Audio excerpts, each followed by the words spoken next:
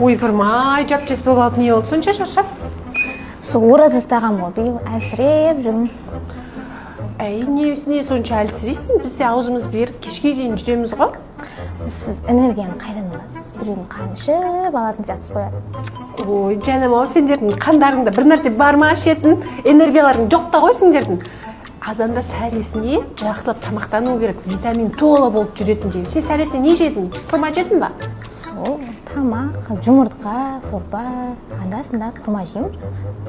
Әні, мен болса күніге құрмамен, балмен, маймен жақсылап жеймін. Сонда 2 құрма жесең, 2 ложка бал жесең, білесің ба?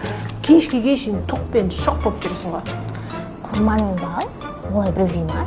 Мен енді отдельно жеймін, бірақ онда энергия берген көрмеймін әлі. Енді мен сен үйіңде қандай бал, қандай құрма екенін білмеймін ғой.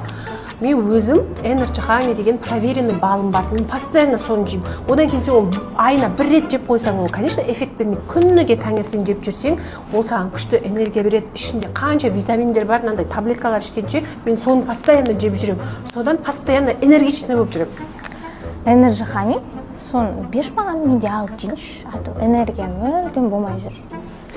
Я, соны алып жеш, құдай, ағы. Сендерден қандарыңда бір энергия бардай соратын. Қайта сендер мен қанымды ішетін шығарсыңдар, энергияға толы. Жазып ал Инстаграмнан заказ берсең, тегін әкеп береді, доставкасы тегін. Әкеш, соны жазып алайын.